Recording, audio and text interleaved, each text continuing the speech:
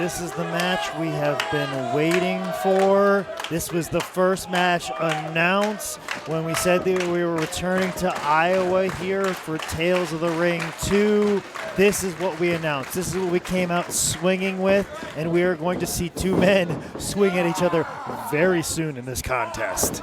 Yeah, two monsters of the ring in there right now. Not human PCO and the ring general Walter. And Jake, I was at Joey Janela's spring break number 2 in New Orleans, Louisiana on April 2nd when these two first met, and I had never seen anything like it before. Well, I mean, one man is not human. The other one is just a straight up dude. Like, Walter is such a man of a man of a man. I'm not even saying that because he doesn't wear knee pads. That's the most impressive thing to me, to be able to wrestle in this business and not wear knee pads. Like, they make him big, tough, and sturdy in Austria. This is true. And PCO, I've always heard good things about PCO from Kevin Owens. For so many years, I know PCO took a hiatus, yes, and now he's come back, and it's amazing, this resurgence. It gives someone like me hope of someone who's always tried to find his niche, trying to get some sort of level of success. PCO, like we were just talking about Caleb Conley being underappreciated for a long time. You know, PCO had been underappreciated, forgotten about, passed over. And for him to come back, you ask why? Why would he come back? He could have just lived off with what he did before. I'm like, oh, that was just my career. The fact that he's here, the fact that he's mixing up with highly skilled, tough competitors like Walter, and for these wonderful people here in Des Moines, Iowa, was just amazing, inspiring, and it's going to get very dangerous as well, too. This is one of those matches that makes me glad we have a disclaimer at the beginning of the show, because I wouldn't want to get in the way when these two collide with a full head of steam.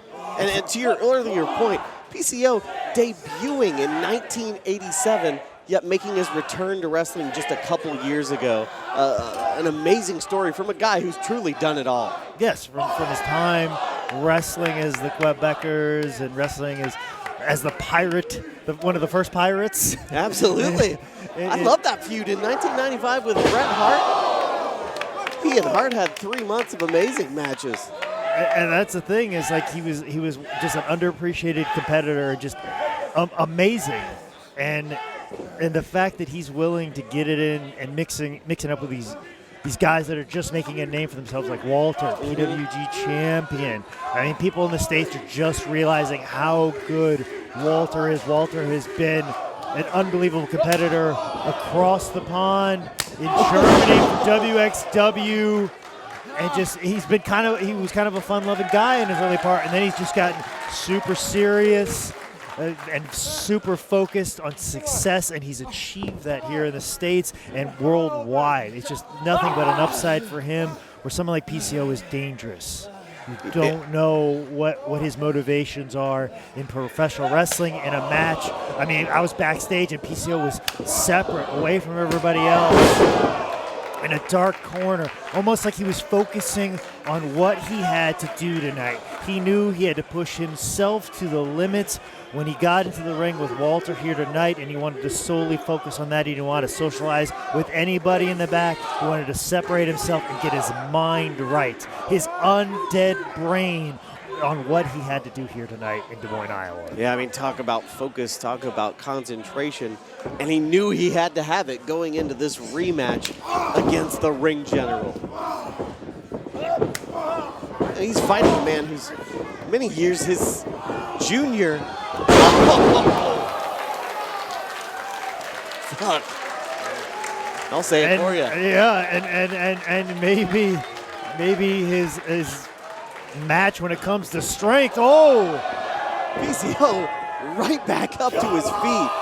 This guy's a monster.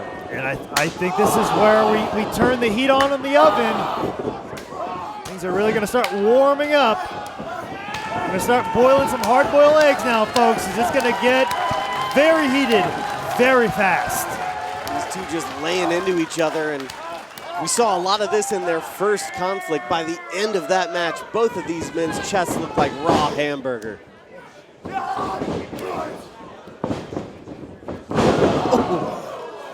Dumping Walter right on his head, but wise for the ring general to roll outside. But just staggered a little bit. What? You think you're going to be able to do that when you're 50, Jake? Oh dear gosh, no. I can't do it at 36. And especially, like, you look at the size of PCO. Yeah.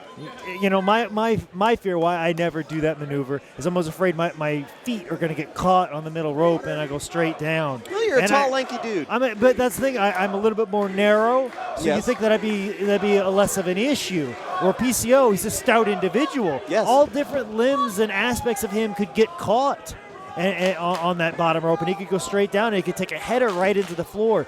That's what makes that maneuver so dangerous for a man of his size. There's so many things that could go wrong, but that doesn't go through his undead brain. Oh.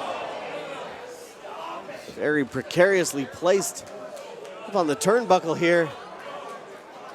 Go for a double underhook, superplex. Oh.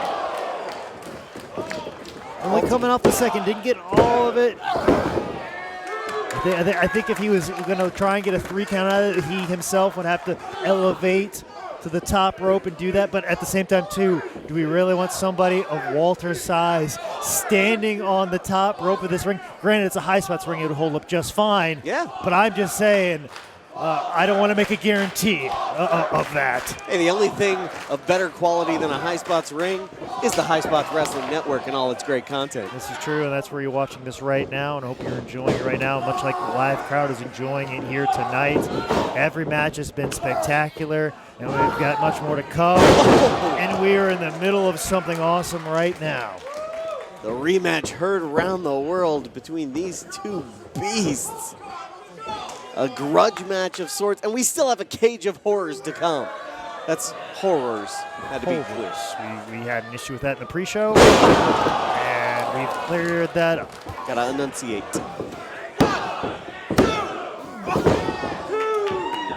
Walter staying alive.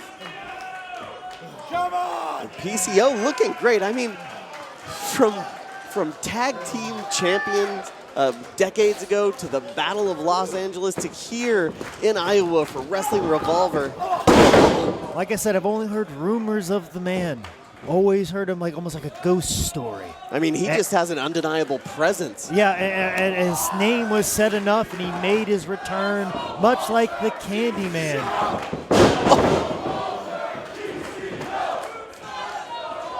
You hear a split amongst the fans here in Iowa.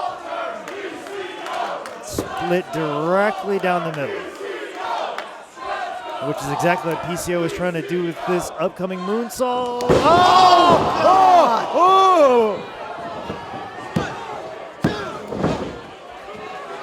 Definitely did not get all of it. No, that is not the way he wanted to hit that. He did not get all of it on Walter, but he got all of it on his neck and spine. He did, but he's not human. He's already back up to his feet, climbing to the top rope again. I'm so glad Walter stopped him for his safety, because I feel like this powerbomb was safer than what PCO just tried to do as an offensive maneuver. Well, perhaps. Walter up top. Big splash. Got him.